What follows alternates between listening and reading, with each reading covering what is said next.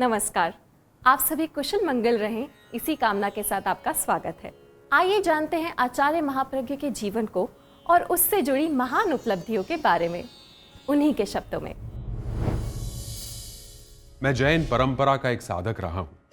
इसमें किसी ईश्वरादि की कृपा से नहीं, अपितु स्वपुरुषार्थ से ही उपलब्धियां प्राप्त हो सकती हैं।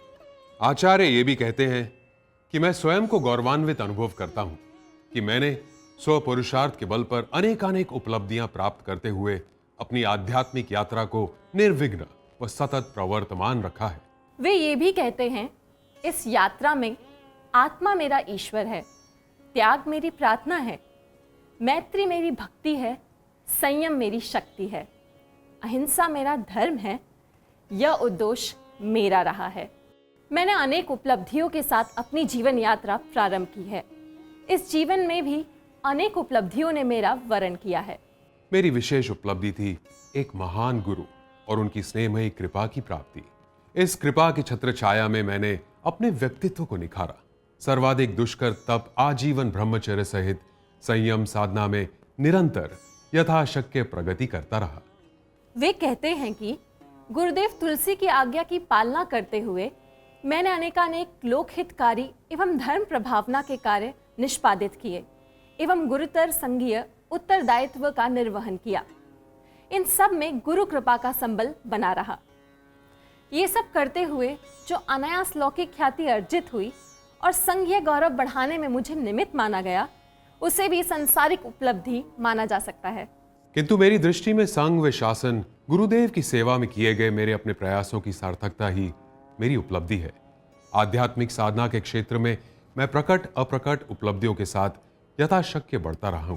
उपयुक्त समस्त उपलब्धियों के साथ कुछ अनुभूतियां मेरे स्मृति पटल पर उभर रही हैं। आचार्य महाप्रज्ञ जी ने धर्म श्रद्धा की उपलब्धि के बारे में कहा कि वैराग्य गर्भित धर्मानुराग की उपलब्धि जो मुझे हुई, उसमें मेरे पूर्वकृत सुकृत तो कारण थे ही, पारिवारिक वातावरण व 13 पंथ धर्म शासन का भी निमित्त मिला। मेरी पूज्य माता बालू जी धार्मिक संस्कारों वाली थी।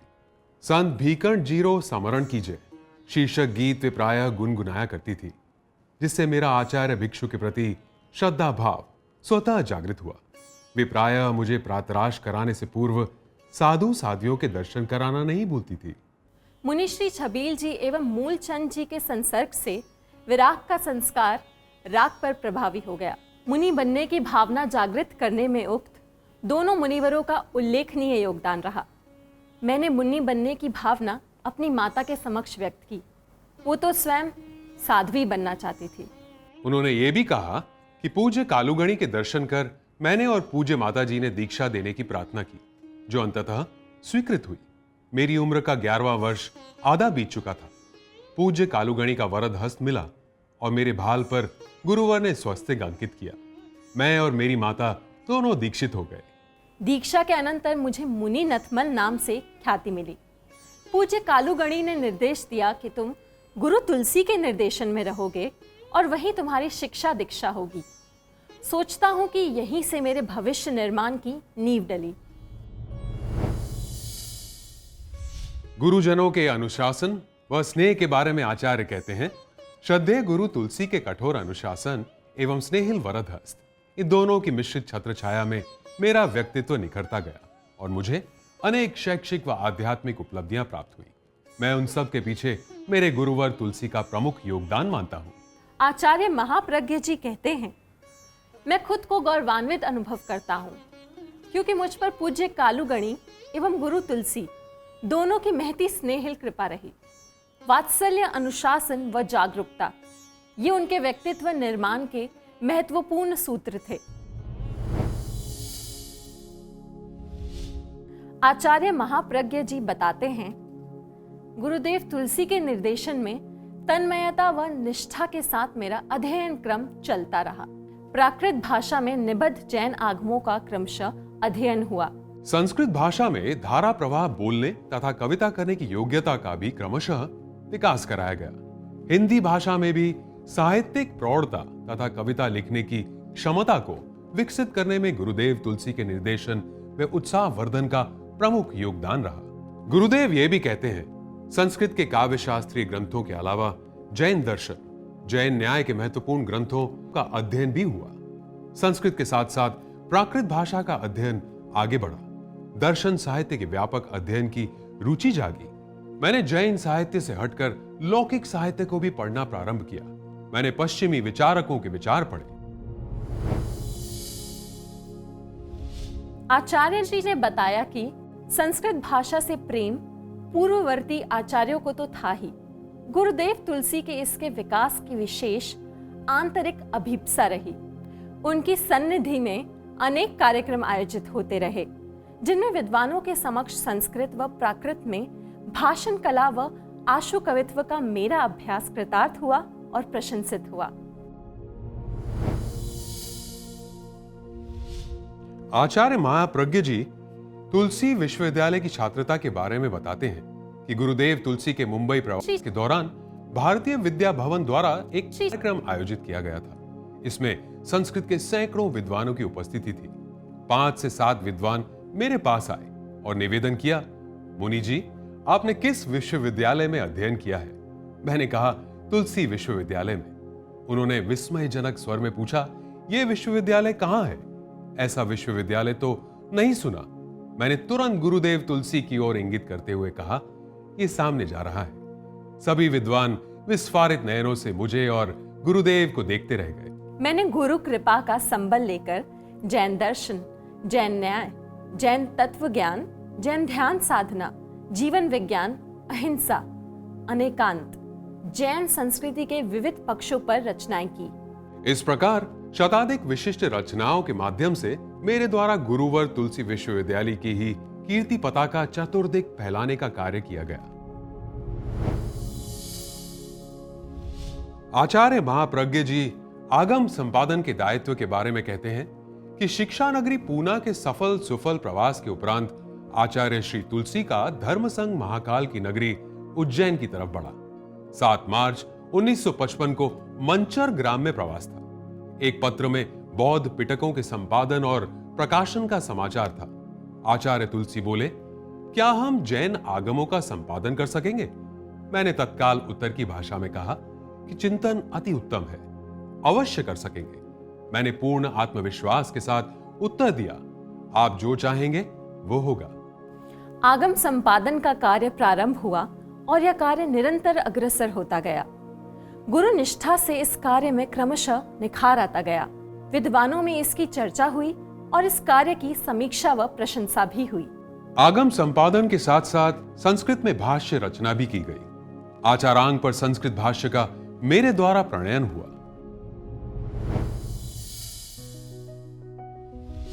आचार्य महाप्रज्ञ जी गुरु प्रदत्त संघीय दायित्व व अलंकरण के बारे में बताते हैं कि योग्य विनीत शिष्य का कार्य गुरु के इंगित को समझना और क्रियान्वित करना होता है।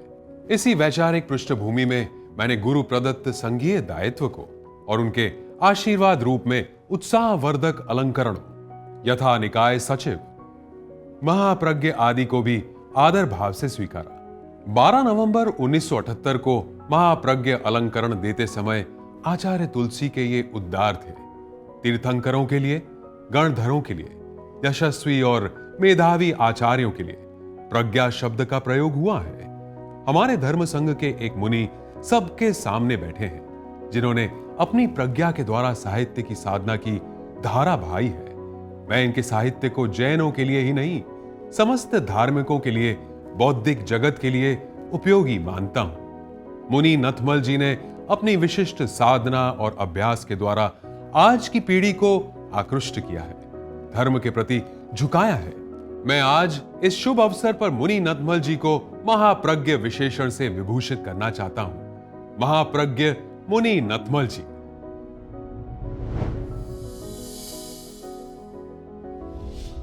युवाचार्य पद का दायित्व मिलने पर आचार्य कहते हैं, युवाचार्य पद के दायित्व की घोषणा आचार्य के भावी उत्तराधिकारी की घोषणा होती है।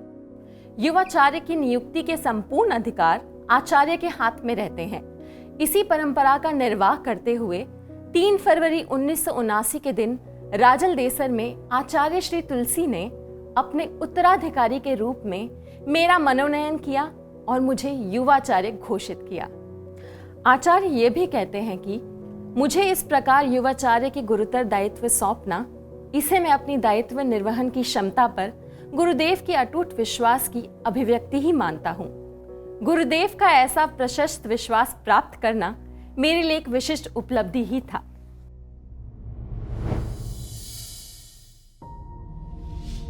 आचार्य महाप्रज्ञ जी आगे ये कहते हैं कि आचार्यवर तुलसी ने मुझे कहा, ध्यान के शिविरों का सिलसिला चल रहा है, उनमें काफी लोग भाग ले रहे हैं। अभी हमारी ध्यान पद्धति का कोई नाम नहीं है, अब इसका नामकरण करना चाहिए। मैंने कहा, जैन आगमों में ध्यान के संदर्भ में दो शब्द बहुत महत्वपूर्ण है, प्रेक्षा और विपश्यना। जैन और बौद्ध दोनों श्रमण परंपरा के धर्म दर्शन है। बौद्ध साधक विपश्यना का प्रचुरता से प्रयोग कर रहे हैं। हमें इस ध्यान पद्धति का नाम प्रेक्षा कर देना चाहिए। आचार्यवर से स्वीकृति प्राप्त हो गई। हमारी ध्यान पद्धति का नाम प्रेक्षा ध्यान हो गया। ध्यान साधना में विशिष्ट प्रयोग के रूप में आतापना को भी मान्य किया और इसके प्रयोग भी करता रहा। आसन प्राणायाम की पद्धति को भी आगमना रूप विकसित किया गया। चैतन्य केंद्रों के सिद्धांत पर भी विचार मंथन किया गया और अनेक प्रयोगों व अनुभवों के आधार पर और जैन योग के प्राचीन ग्रंथों का अनुशीलन कर प्रेक्षा ध्यान की एक पद्धति विकसित की गई।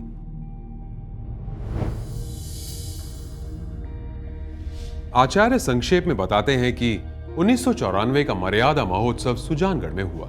18 फरवरी 1994 के दिन आचार्य श्री ने अपने उद्बोधन में कहा, पूर्ववर्ती किसी भी आचार्य ने अपने युवाचार्य को आचार्य के रूप में नहीं देखा। मैं इसे देखना चाहता हूं। मेरे मन की ललक है, प्रसन्नता है, अत्यंत प्रसन्नता है। इसलिए आज मैं चाहता हूं आचार्य पद का भार ये हमारे युवाचार्य संभाले। आचार्य श्री ने मुझे खड़े होने का निर्देश दिया। मैं खड़ा हो गया। आचार्य तुलसी स्वयं पट से नीचे उतरे, मुझे सीने से लगाया और कहा, यूं तो मैं बार बार कहता रहता हूं कि तुम अपना काम संभालो, संघ व्यवस्था अपने हाथ में लो, पर वो काम पूरा नहीं बना। इसलिए अब मैं अपने आचार्य पद का भार तुम्हें सौंप रहा हूं, हस्तांतरित कर रहा हूं। मेरा विनम्र निवेदन था, पूज्य गुरुदेव, गण के विस्तार और कार्य के विस्तार को ध्यान में रखकर आप व्यवस्था को नया रूप देना चाहते हैं। ये आपका युगानुरूप चिंतन है।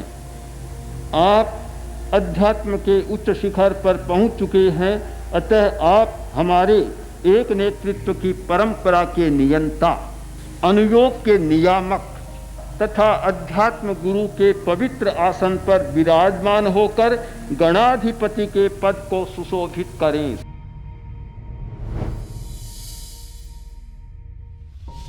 आचार्य बताते हैं कि 23 जून 1997 आचार्य तुलसी का गंगा शहर के बोथरा भवन में प्रवास का अंतिम दिन था। प्रातः वेला में आगत सर्वजनों को दर्शन दिए। उन्होंने 10:15 पर बोथरा भवन से तेरापंथ भवन के लिए प्रस्थान किया। समुपस्थित जन्मदिनी को हाथ ऊपर उठा आशीर्वाद दिया, फिर कमरे में जाकर विश्राम किया। समय अपनी गति से चल रहा था। गुरुदेव चर्चारत थे कि काल ने दस्तक दे दी और तेरापंथ की विकास यात्रा का महासूर्य अस्त हो गया। इसी के साथ मेरे भाग्य विधाता इतिहास के पृष्ठों में समा गए और अवशेष रह गई तुलसी युग की यादें।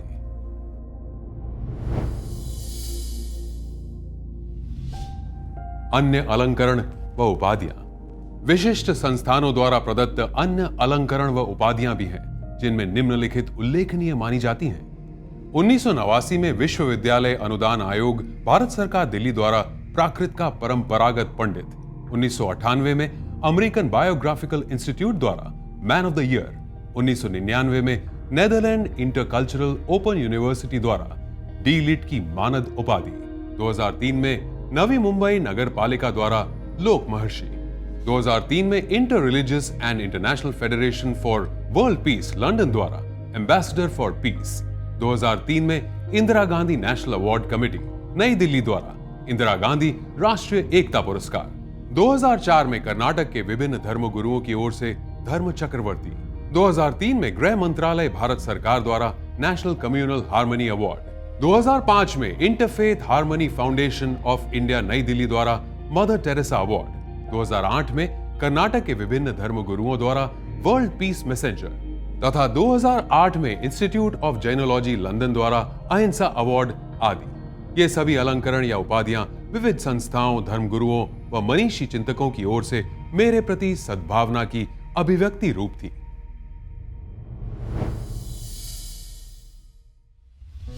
आचार्य ये भी बताते हैं कि दिल्ली प्रवास में मिसाइल मैन वैज्ञानिक डॉक्टर अब्दुल कलाम आचार्य महाप्रज्ञ से मिलने आए। वे उस समय राष्ट्रपति नहीं थे।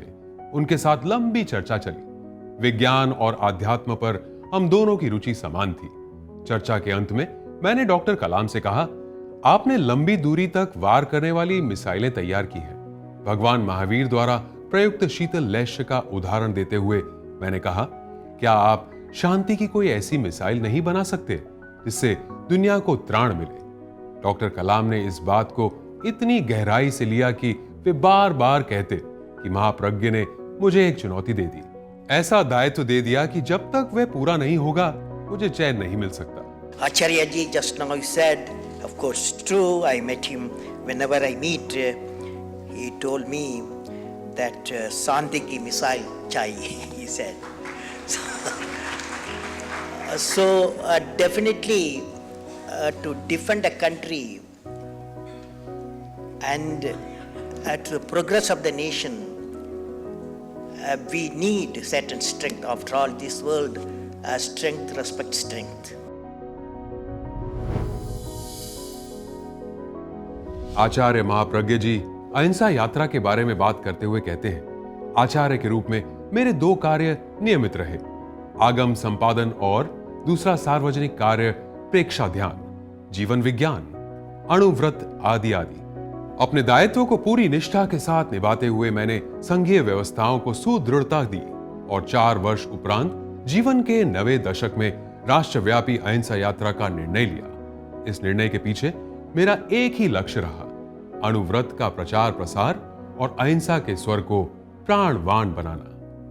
यह यात्रा 5 दिसंबर 2001 से प्रारंभ होकर 14 दिसंबर 2008 तक संपन्न हुई। कुल 9000 किलोमीटर के इस विशाल पदयात्रा के माध्यम से राष्ट्र में अहिंसक चेतना के जागरण एवं नैतिक मूल्यों का विकास के उद्देश्य को पूर्ण करने का यथासंभव प्रयत्न किया गया।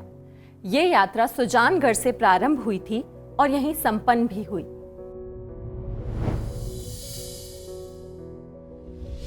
अहिंसा यात्रा गुजरात पहुंची। उन दिनों गुजरात में गोधरा रेल हिंसा कांड से संबंधित हिंदू मुस्लिम विवाद चल रहा था। उस समस्या को समाहित करने का प्रयास शुरू किया गया। पूरा गुजरात उस आग में जल उठा था। सांप्रदायिक आग में जलते गुजरात की तरफ बढ़ती अहिंसा यात्रा की प्रासंगिकता पर एक प्रश्न चिन्ह लगा। क्या अहिंसा यात्रा इस धधकती हिंसा को झेल पाएगी? अहिंसा यात्रा ने इस चुनौती को स्वीकारा और अपने प्रयासों से सुलगती साबरमती को शांत कर गुजरात को पुनः सामाजिक एकता की दिशा में लौटाया। अहमदाबाद पहुंचकर हिंदू और मुस्लिम नेताओं से बात की गई। प्रशासन को भी बातचीत में साथ रखा गया। आपका गुजरात की धरती पर आने पर राज्य की तरफ से पूरे मनोयोग से मैं आपका स्वागत करता हूं। मुझे विश्वास है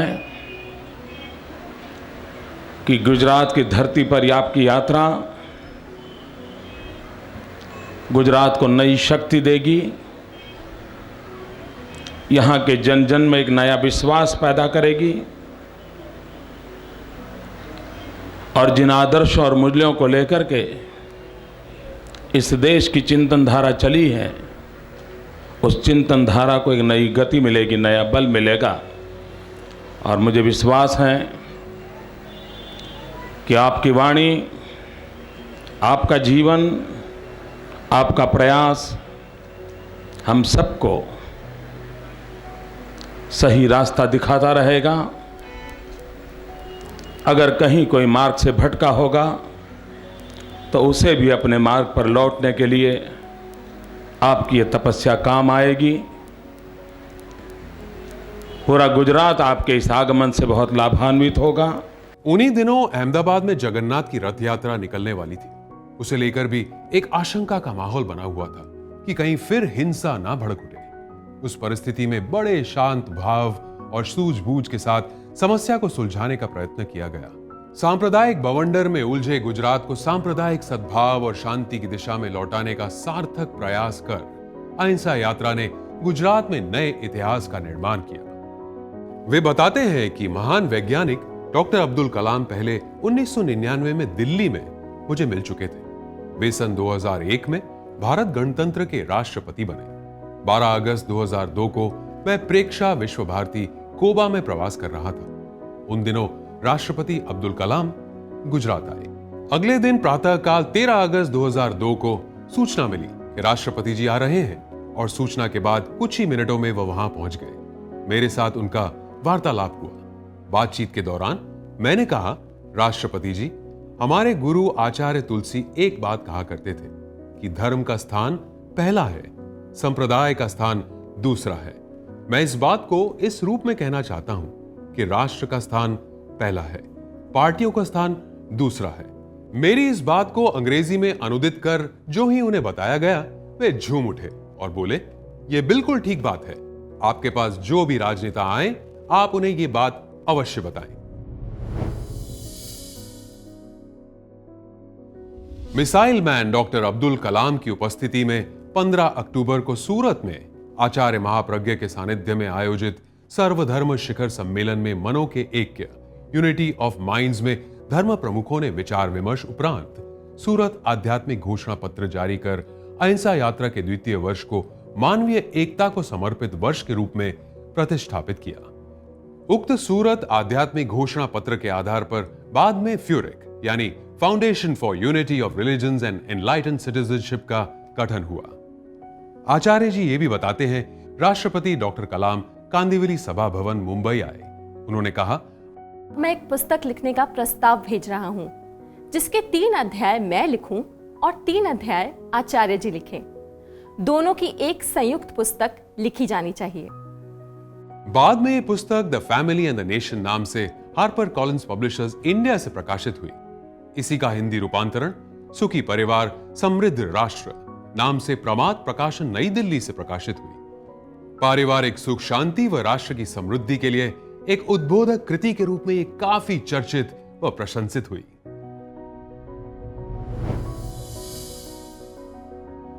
आचार्य महाप्रज्ञ जी कहते हैं, जन्म व मृत्यु की पड़ावों को पार करती हुई व्यक्ति की जीवन यात्रा अनवरत चलती रहती है।